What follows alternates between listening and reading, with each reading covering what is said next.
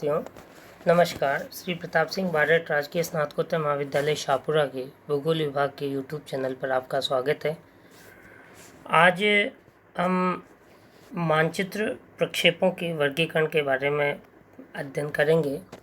मानचित्र प्रक्षेपों का वर्गीकरण किन किन आधारों पर किया जाता है और वर्गीकरण का मुख्य आधार क्या है, और उसके आधार पर हम उनकी मुख्य विशेषताओं पर चर्चा करेंगे। सामान्य रूप से मानचित्र प्रक्षेप को तीन आधार के आधार पर विभाजित किया जाता है, अर्थात तीन आधार हैं। पहला है प्रकाश के प्रयोग के आधार पर, अर्थात हम उनका जो निर्माण करते हैं उसके संदर्भ में प्रकाश के प्रयोग के आधार पर हम ये निर्धारित करते हैं कि वह जो मानचित्र प्रक्षेप होंगे वो किस नाम से पुकारे जाएंगे। दूसरा है रचना विधि के अनुसार और तीसरा है गुण के अनुसार।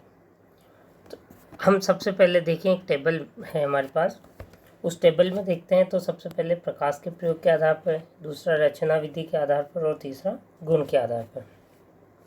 तो हम इस टेबल को एक बार देख लेते हैं। रचना विधि के आधार पर, प्रकाश के प्रयोग के आधार पर, गुण के आधार पर जब हम देखते हैं तो सबसे पहले प्रकाश के प्रयोग के आधार पर दो तरह के प्रक्षेप हमें दिखाई देते हैं, संदर्श प्रक्षेप और असंदर्श प्रक्षेप। संदर्श प्रक्षेप का तात्पर्य जिसमें प्रकाश का प्रयोग किया जाता है, असंदर्श प्रक्षेप जिसमें प्रकाश का प्रयोग नहीं किया जाता। इसको विस्तार से हम आगे पढ़ेंगे।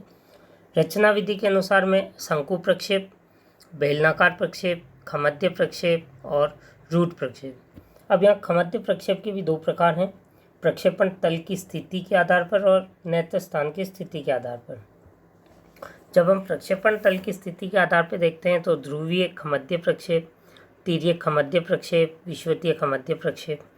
नेत्र स्थान के आधार पर देखते हैं तो केंद्र के अनोमोनिक, त्रिविम और लंबकोणीय प्रक्षेप नाम दिए गए हैं।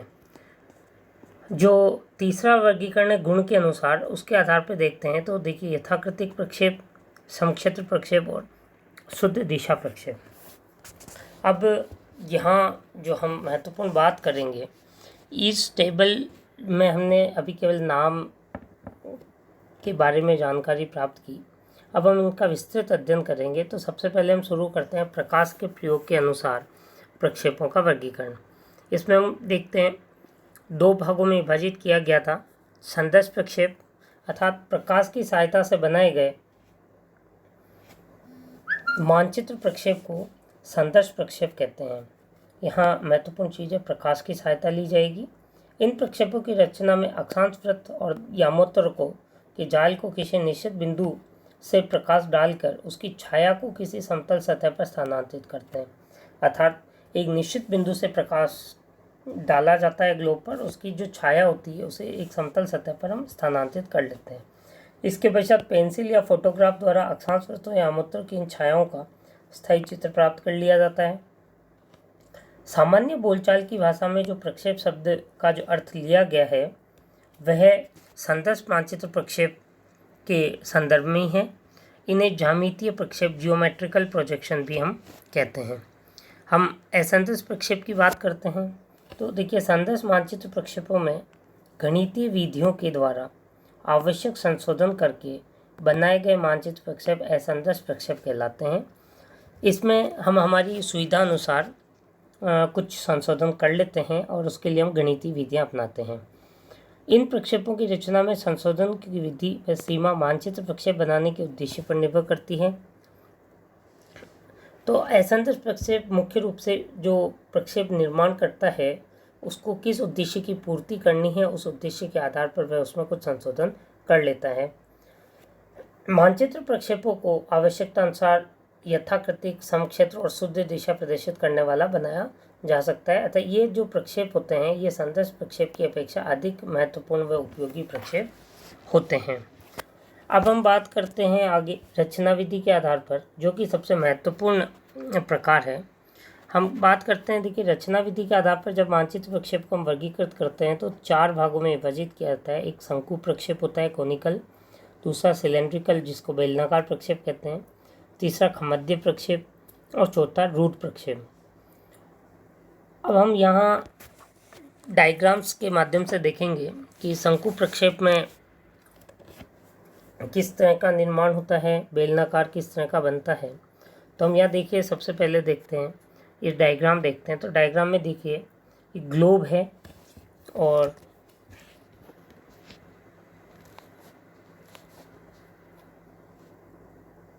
वापस हम इसी प्रक्षेप को ओपन करके देखते हैं डायग्राम को। तो जो शंकु प्रक्षेप है उसमें ग्लोब पर, ये जो ग्लोब है इस ग्लोब पर एक कागज का शंकु स्पर्श कराया जाता है, अर्थात एक कागज का शंकु बनाकर वह शंकु इस ग्लोब पर रखा गया। तो हम ये देखते हैं कि ये जो अक्षांश रेखा है ए और बी के साथ जो रेखा जारी है अक्षांश वृत्त, इसको ये है कागज का शंकु स्पर्श करता है। और जब ये शंकु यहाँ स्पर्श करता है तो यह जो जहाँ शंकु जिस अक्षांश को स्पर्श करता है वह अक्षांश शंक्वाकार प्रक्षेप में मानक अक्षांश हो जाता है, जिसे हम कहते हैं स्टैंडर्ड पैरेलल। ये यहाँ बनाया गया है स्टैंडर्ड पैरेलल। तो ए और बी वह बिंदु है जहाँ किसी कागज के शंकु को अगर ग्लोब पर रखा गया तो वह कागज का शंकु ए और बी जो भी अक्षांशीय मान आएगा अक्षांश वृत्त के संदर्भ में उस अक्षांश को स्पर्श करता है। जैसे मान लीजिए 45 डिग्री उत्तरी अक्षांश को स्पर्श करता है तो मानक अक्षांश 45 डिग्री उत्तरी अक्षांश हो जाएगा। बेलनाकार प्रक्षेप की हम बात करते हैं तो ग्लोब पर एक बेलन के रूप में कागज को रखा जाता है। ये बेलन का आकार हो गया। जब बेलन के रूप में उस पूरे ग्लोब को कवर करते हैं तो बनने वाला प्रक्षेप बेलनाकार प्रक्षेप कहलाता है। उसमें सामान्य रूप से भूमध्य रेखा एक सीधी रेखा होती है, साथ ही साथ हमारा 90 डिग्री उत्तरी अक्षांश भी एक सीधी रेखा के रूप में ही होता है। 90 डिग्री दक्षिणी अक्षांश भी एक सीधी रेखा के रूप में होता है। जिससे होता क्या है कि भूमध्य रेखीय क्षेत्रों की मापनी तो शुद्ध होती है, लेकिन जैसे जैसे हम ध्रुवों की ओर जाते हैं वह बहुत अधिक विकृत हो जाती है, बहुत अधिक उसकी मापनी में विवर्धन हो जाता है। देशांतर रेखाएं सीधी खड़ी रेखाओं के रूप में होती है तथा सभी अक्षांश वृत्तों को एक समकोण पर काटती है। देशांतर रेखाएं भी जो कि वास्तविक रूप में ध्रुव पर जाकर मिल जाती है, लेकिन यहाँ देशांतर रेखाएं एक सीधी रेखा के रूप में ही बनी रहती है और भूमध्य रेखा की लगभग देशांतर रेखा आदि होती है। तीसरा जो प्रकार है जिसमें हम कहते हैं खमध्य प्रक्षेप, उसमें कल्पना की जाती है कि समतल कागज ग्लोब को किसी एक बिंदु पर स्पर्श करेगा और वह जिस बिंदु पर स्पर्श करता है उसके आधार पर ही हम उसके नाम देते हैं। अगर खमध्य प्रक्षेप का जो समतल कागज है वह ग्लोब में ध्रुव को स्पर्श करता है तो उसे ध्रुवीय खमध्य प्रक्षेप कहते हैं। यदि वह विषुवत रेखा को स्पर्श करता है तो उसे विषुवतीय खमध्य प्रक्षेप कहते हैं। लेकिन अगर ना वो ध्रुव को स्पर्श करे ना विषुवत रेखा को करे, इसके अलावा अन्य किसी भी अक्षांशीय रेखा को स्पर्श करता है तो उसे हम तिर्यक खमध्य प्रक्षेप कहते हैं। जैसे कि हम देखते हैं अगर इस जगह स्पर्श करे तो ना वो भूमध्य रेखा पर हुआ ना ध्रुव पर हुआ, इन दोनों के अलावा इन दोनों के मध्य किसी रेखा को स्पर्श करे तो वह तिर्यक खमध्य प्रक्षेप कहलाता है। इस प्रक्षेप में अगर हम नेत्र स्थान के आधार पर बात करें तो हम देखते हैं कि नेत्र स्थान के आधार पर भी इसे 3 प्रकारों में विभाजित किया गया है कि प्रकाश की कल्पना किस बिंदु से की गई है। केंद्र से की गई है या केंद्र के विपरीत बिंदु से की गई है या अनंत दूरी से प्रकाश की कल्पना की गई है। उस आधार पर हम इसके 3 और प्रकारों का निर्धारण करते हैं। रूट प्रक्षेप में हम हमारी आवश्यकता अनुसार कुछ मॉडिफिकेशन कर देते हैं और गणितीय विधियों का उपयोग करते हुए हम उसमें परिवर्तन करते हैं, उसे हम रूट प्रक्षेप कहते हैं। तो रचना विधि के अनुसार हमें 4 प्रक्षेपों के नाम याद रखने हैं। शंकु प्रक्षेप जिसमें कागज का एक शंकु ग्लोब के किसी अक्षांश को स्पर्श करता है। बेलनाकार प्रक्षेप में ग्लोब के ऊपर एक बेलन के आकार का कागज पूरी की तरह ग्लोब को कवर करता है तथा खमध्य प्रक्षेप में एक समतल कागज ग्लोब के किसी बिंदु को स्पर्श करता है। अब हम यहाँ इनकी सामान्य विशेषताओं की बात कर लेते हैं। जैसे शंकु प्रक्षेप में सबसे पहले सरल शंकु प्रक्षेप। सरल शंकु प्रक्षेप में मात्र एक मानक अक्षांश होता है। जिस अक्षांश वृत्त पर कागज का शंकु ग्लोब को स्पर्श करता है उसे हम मानक अक्षांश कहते हैं। दूसरा होता है संशोधित शंकु प्रक्षेप। इसमें मानक अक्षांश की संख्या 1 से अधिक होती है और इन्हें गणितीय विधियों के अनुसार परिवर्तित किया या बनाया जाता है। संशोधित शंकु प्रक्षेप के जो प्रकार हैं उसमें बॉर्न प्रक्षेप सबसे महत्वपूर्ण है। भारत का मानचित्र बॉर्न प्रक्षेप पे बनाया जाता है। बहुशंकुक प्रक्षेप तथा अंतर्राष्ट्रीय जो प्रक्षेप हैं जो 1:10 लाख मापनी पर बनते हैं वो संशोधित शंकु प्रक्षेप है। तो अंतर्राष्ट्रीय जो प्रक्षेप है वो 1:10 लाख मापनी पर बनाया जाता है, बहुत ही महत्वपूर्ण प्रक्षेप है। ये भी संशोधित शंकु प्रक्षेप का उदाहरण है। शंकु प्रक्षेप में हम समस्त पृथ्वी का मानचित्र नहीं बना सकते क्योंकि इसमें विषुवत रेखा को नहीं बताया जा सकता, अतः ये प्रक्षेप शीतोष्ण कटिबंधीय क्षेत्रों के लिए विशेष रूप से उपयोगी होता है। बेलनाकार प्रक्षेप की विशेषताओं की बात करें तो देखिए सभी अक्षांश समान लंबाई के व एक दूसरे के समानांतर होते हैं। भूमध्य रेखा को छोड़कर अन्य सभी अक्षांश वृत्तों पर मापनी अशुद्ध होती है। सभी देशांतर रेखाओं की लंबाई समान होती है और देशांतर रेखाओं के बीच की दूरी भी समान होती है। सभी अक्षांश और देशांतर रेखाएं एक दूसरे को समकोण पर काटती है। फलस्वरूप बेलनाकार प्रक्षेप की आकृति आयताकार होती है। भूमध्य रेखा पर मापनी शुद्ध होने के कारण विषुवतीय प्रदेशों के मानचित्र बनाने के लिए बेलनाकार प्रक्षेप विशेष रूप से उपयोगी होते हैं। खमध्य प्रक्षेप की बात करें तो देखिए ग्लोब को किसी बिंदु पर स्पर्श करती हुई मानी गई किसी समतल सतह पर प्रक्षेपित अक्षांश और देशांतर रेखाओं का जाल खमध्य प्रक्षेप कहलाता है। खमध्य प्रक्षेप के उस बिंदु को जहाँ प्रक्षेपण तल ग्लोब को स्पर्श करता है प्रक्षेप केंद्र कहते हैं। ये डेफिनेशंस आपको याद रखनी है कि खमध्य प्रक्षेप का वह बिंदु जहाँ प्रक्षेपण तल ग्लोब को स्पर्श करता है वो प्रक्षेप केंद्र कहलाता है, सेंटर ऑफ प्रोजेक्शन कहलाता है। तथा जिस बिंदु पर प्रकाश की कल्पना की जाती है उसे उत्पत्ति बिंदु या नेत्र स्थान आई पॉइंट कहा जाता है। अर्थात जिस बिंदु से हम प्रकाश की कल्पना करेंगे वह नेत्र स्थान या आई पॉइंट कहलाता है। नेत्र स्थान ग्लोब के अंदर भी हो सकता है और बाहर भी हो सकता है।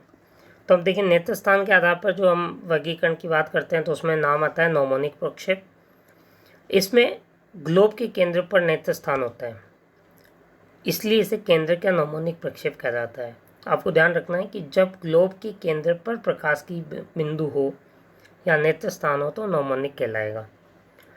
यदि नेत्र स्थान प्रक्षेप केंद्र के ठीक विपरीत बिंदु पर हो तो उसे त्रिविम प्रक्षेप या स्टीरियोग्राफिक प्रोजेक्शन कहते हैं। केंद्र से ठीक विपरीत बिंदु पर अगर प्रकाश की कल्पना करते हैं या नेत्र स्थान की कल्पना करते हैं तो वह स्टीरियोग्राफिक प्रोजेक्शन कहलाएगा। यदि नेत्र स्थान प्रक्षेप केंद्र की सीध में अनंत दूरी पर स्थित हो तो उसे हम लंबकोणीय प्रक्षेप कहेंगे। ऑर्थोग्राफिक प्रोजेक्शन जिसमें प्रक्षेप केंद्र जो है वह अनंत दूरी पर होता है। केंद्र का जो नेत्र स्थान है प्रक्षेप केंद्र की सीध में वो अनंत दूरी पर होता है। तो आपको ध्यान रखना है नेत्र स्थान अगर ग्लोब के भीतर है तो नौमोनिक, केंद्र पर है तो नौमोनिक। यदि प्रक्षेप केंद्र के ठीक विपरीत बिंदु पर नेत्र स्थान है तो स्टीरियोग्राफिक और प्रक्षेप केंद्र की सीध में अनंत दूरी पर है जिसका बिंदु हमें नहीं पता तो वह लंबकोणीय प्रक्षेप कहलाता है। अभी हम इसे डायग्राम से भी देखेंगे। ध्रुवीय खमध्य प्रक्षेप प्रक्षेपण तल की स्थिति के आधार पर 3 भागों में बांटते हैं। तो ध्रुवीय खमध्य प्रक्षेप जब प्रक्षेपण तल जो कागज है हमारा समतल कागज वह ग्लोब के ध्रुव को स्पर्श करता है तो उसे ध्रुवीय खमध्य प्रक्षेप कहते हैं। यदि प्रक्षेपण तल भूमध्य रेखा के किसी बिंदु पर ग्लोब को स्पर्श करता है तो उसे विषुवतीय खमध्य प्रक्षेप कहते हैं। यदि प्रक्षेपण तल भूमध्य रेखा ध्रुव के मध्य स्थित किसी बिंदु पर ग्लोब को स्पर्श करता है अन्य बिंदु पर जिसमें भूमध्य रेखा ध्रुव के मध्य कोई भी बिंदु हो सकता है तो उसे हम तिर्यक खमध्य प्रक्षेप कहते हैं। रूट प्रक्षेप की बात करें तो किसी निश्चित उद्देश्य की पूर्ति के लिए स्वेच्छानुसार छांटे गए सिद्धांत पर निर्मित प्रक्षेपों को हम रूट प्रक्षेप कहते हैं। इनकी आकृति अत्यंत ही संशोधित और रूट होती है। अब हम इस डायग्राम से देखते हैं कि नौमोनिक, स्टीरियोग्राफिक आप इसमें अच्छे से समझ पाएंगे। तो हम ये देखिए डायग्राम, सबसे पहले हम देखते हैं खमध्य प्रक्षेप के जो 6 अलग अलग टाइप्स हैं, जिसमें से 3 टाइप प्रकाश नेत्र स्थान के आधार पर है और 3 टाइप प्रक्षेपण तल के आधार पर है। तो हम सबसे पहले देखिए आप डायग्राम में नॉमोनिक प्रोजेक्शन। नॉमोनिक प्रोजेक्शन में पॉइंट ऑफ प्रोजेक्शन या जो नेत्र स्थान है वो यहाँ केंद्र पर है और केंद्र से जब प्रकाश अन्य बिंदु की ओर ट्रांसफर हो रहा है, तो ये जो जब प्रकाश बिंदु पॉइंट ऑफ प्रोजेक्शन केंद्र पर हो तो उसे हम नॉमोनिक या केंद्रक खमध्य प्रक्षेप कहते हैं। दूसरा जो स्टीरियोग्राफिक है, उसमें देखिए प्रकाश केंद्र या केंद्र पर नहीं होकर वह ठीक विपरीत बिंदु पर है। प्रक्षेपण तल है, ये हमारा प्रक्षेपण तल एक समतल कागज रखा हुआ है, इस समतल कागज के ठीक विपरीत बिंदु पर है। यहाँ केंद्र पर है, अब वो केंद्र से हट गया है, केंद्र से हटकर कहाँ है, ठीक विपरीत बिंदु पर, लेकिन है ग्लोब के सिरे पर, इसलिए ये प्रक्षेप कहलाता है स्टीरियोग्राफिक प्रोजेक्शन। अगला जो ऑर्थोग्राफिक प्रोजेक्शन है, इसमें देखिए प्रक्षेपण तल जो है उससे अनंत दूरी पर प्रकाश है, बिल्कुल सीधी रेखा में जाएगा, अनंत दूरी पर प्रकाश है, किसी बिंदु पर नहीं, अर्थात नेत्र स्थान जो है वो ग्लोब के बाहर है और हमें ये नहीं पता कि वो कितना दूर है, अर्थात अनंत दूरी इसे कहते हैं। ये कहलाता है लंबकोणीय प्रक्षेप। तो ये डायग्राम से आपको अच्छे से समझ में आ गया होगा कि नेत्र स्थान की स्थिति के आधार पर हमने उसके नामकरण किए थे। अब हम इसी का जो प्रक्षेपण तल की स्थिति है उसके आधार पर देखते हैं। देखिए, अगर प्रक्षेपण तल बिल्कुल ध्रुव पर रखा गया है तो उसे ध्रुवीय खमध्य प्रक्षेप कहते हैं। अगर प्रक्षेपण तल भूमध्य रेखा पर रखा गया है तो उसे इक्वेटोरियल कहते हैं। भूमध्य रेखा पर रखा गया है तो इसे हम क्या कहते हैं, इक्वेटोरियल कहते हैं।